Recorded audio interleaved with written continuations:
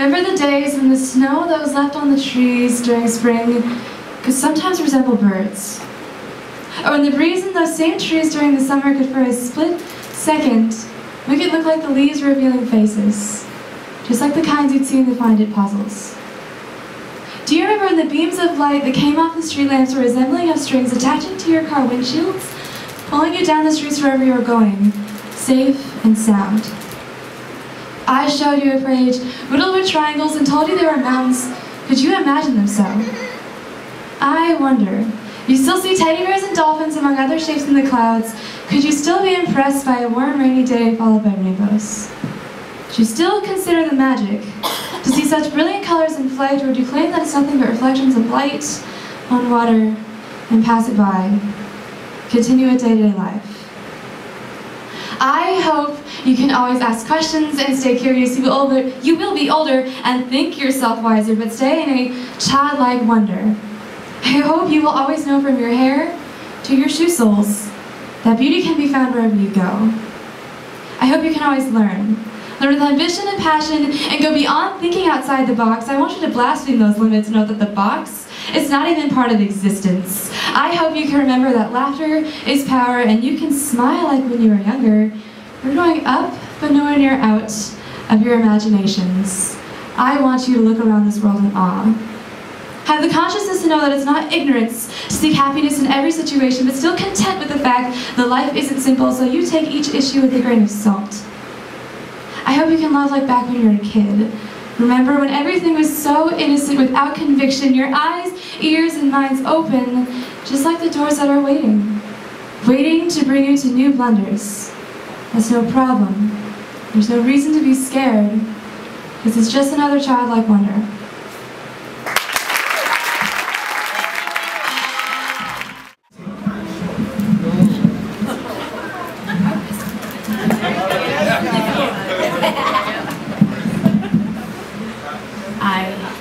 I knew it. I knew that it could never be. I was so wrapped up from the day that I called you, from back in the summer, from the days that we first met, from the things that you said, from the things that I heard from. Now it's all clear in my head that we and us never existed, that you and me as a pair was never created. God never pre-planned it. He never predestined it. He never picked up the phone and landed it on a Wednesday or the day after that. He never typed it into his BlackBerry or his iPhone calendar. He never left a sticky note on his bathroom mirror. We were never meant to be together. It's so sad, but it's the truth now. As we sit on separate sides of the room, I sit in denial, not wanting to accept the truth, and damn, how it hurts so bad. I think I need an Advil pill. I think my heart's beeping. I think I need my asthma pump. I think I need something to relieve me. Shouldn't have gotten this far out of control. Is it real? Am I really tangled in my feelings for you, or was it that just in the moment I wanted to feel close to you? Close is what I thought I was getting, but in reality we were drifting further and further apart. I hate that it has to be this way, but I'd be contradicting myself if I were to say one thing and mean another. You would like for this to end like a Drake song, me tattooing your name to my heart, but if I got that done, my wounds would never heal emotionally as well as physically. I would like to get over this one quick. Listen, baby, I don't want to forget the pain that it cost me. Either it was open slits or it was shoes that never really did fit. The moments that we spent together will never be equivalent to the memories that we could have stored over the years we could have shared together. Thank you.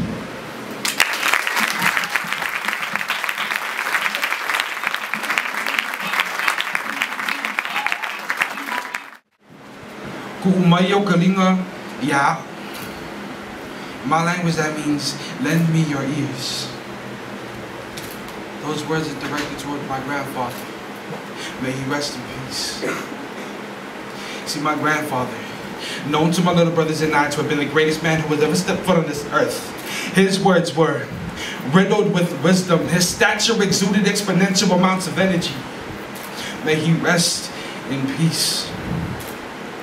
See, my grandfather was stolen from me in early mornings of January 9, 2009. Like a thief in the night, death crept up the crevices of my upstairs living room where he laid in the presence of sons, daughters, grandsons, and even great-grandsons, and every generation echoed with cries that shattered the still waters of silence.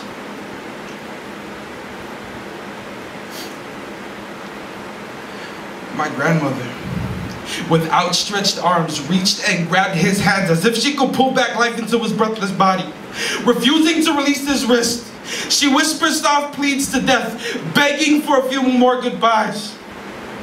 But that Monday morning knew nothing of mercy.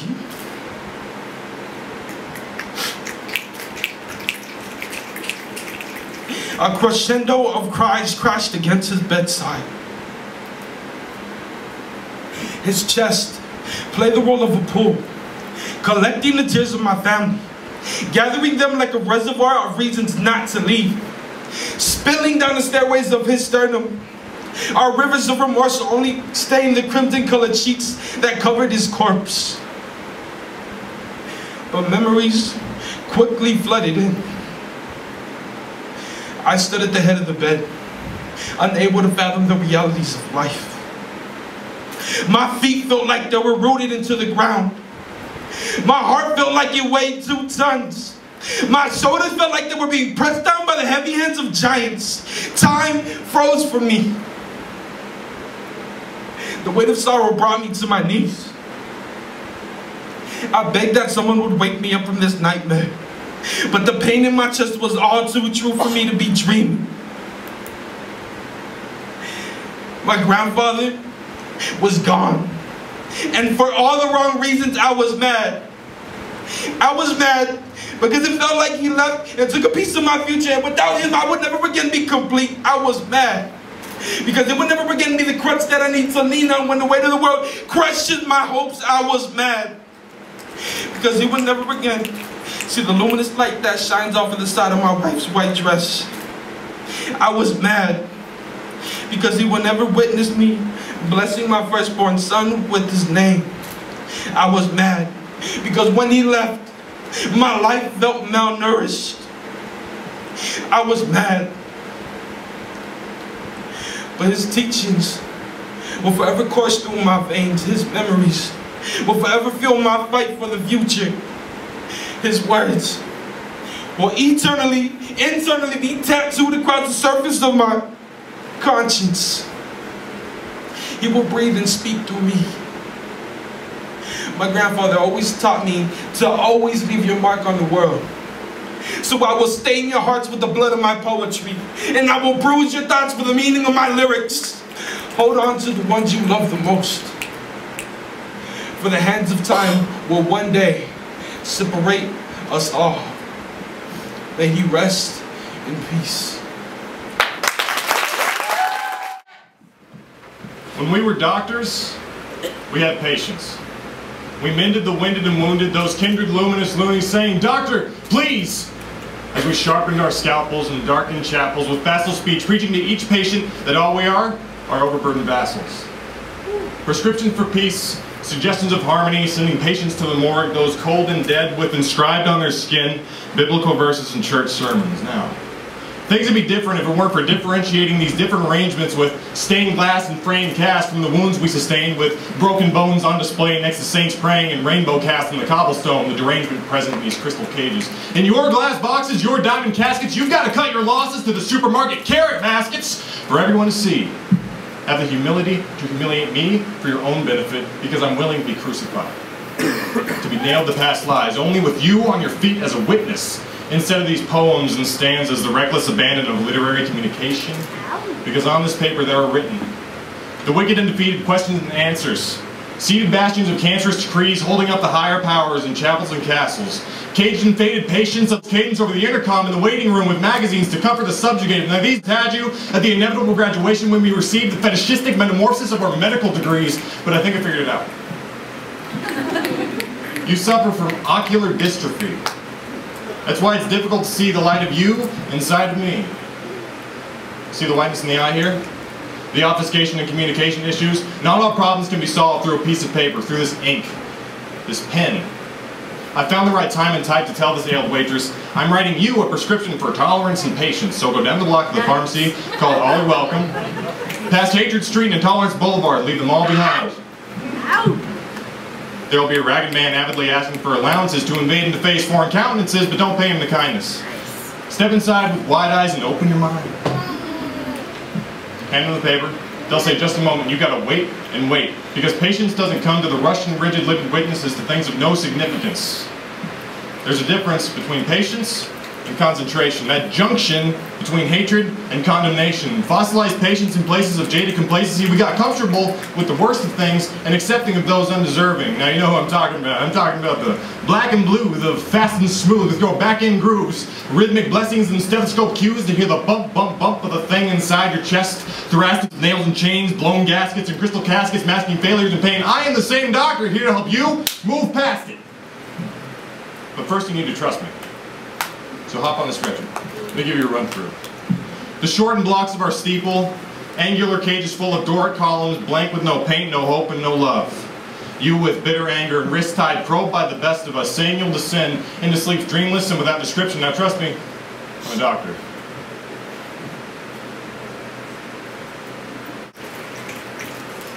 When there is no more light in the world, dreamless sleep and darkest days are what you hope for. But these hallways engraved with fateful fables, anesthesia in your veins, complacency is your sickness labeled. While we paint Sistine on our chapel walls, and tomorrow we'll wake up surrounded by angels, but then again, that was when we were doctors. We've missed the premise. Blowing kisses of dementia to our yesterdays, never given credit where it's due. So I sit, wistful, pensive, watching the emissary stew in its lemming stage, sitting on the brittle benches made when the present day severed connections with the lessons of men in caves. Insurrection, led astray, now deep in misdirection. We make our beds each day in the flesh of her indiscretion, and lucky us, our manly semblance makes us a bit pretentious. Integral traits we still possess physically, but heuristically the will to press on is a bit different, see? Hindsight is non-existent. No retrospective wizardry when twilight spawns our vision of the lessons set in history. The past to us bears an uncanny symmetry to our current punctuality on the timeline of infinity, because we're dragging mirrors behind us, reflecting present mysteries, ignoring the guidance of lower vibrations, resulting in misery indefinitely. There's one reason we create memories, that we may view the past catalog of destructive tendencies anesthetized with scalpels of wisdom in hand to dissect the beast rather than erase palimpsest clean slate checkmate scene. History repeats itself only because we allow it to. Thank you. How to be a Barbie. If you don't like pink, you better start. And if you eat regularly, you better stop. Who cares if fake tanning causes skin cancer and by the time you're 40 you'll look more like leather than your Coach handbag? And your stamp can be your official tag to mark that you are a Barbie. Don't even worry about the bleach in your hair that kills more brain cells than whippets. If you're pretty, who cares? Just as long as your double D boob job gets it so your girls touch your collarbones, and be sure to carry a tape measure wherever you go. Remember, Barbie to a life-size scale has an 18-inch waist. And we call her a real woman, but scientific evidence proves that she probably wouldn't menstruate given the fact that she's 5'6" with a dangerous weight. Our feminist, iconic role model is anorexic. And she walks on all fours. Given her inaccurate proportions, her bust is double the size of her waist, and walking upright would literally cause her 33-inch hips to break. It's time that we expose Barbie as a fake. I don't care if she has over 80 careers ranging from fashion model to astronaut. She is not someone to base the world's girls off of. And statistics show every second 3 Barbies are sold somewhere in the world. That means there are 259,200 opportunities for girls ranging from ages 3 to 12 to be influenced per day. So I propose that we throw Barbie out. Because we shouldn't promote what she's about, and maybe the incline in eating disorders and depression is because we worship beauty under a false impression.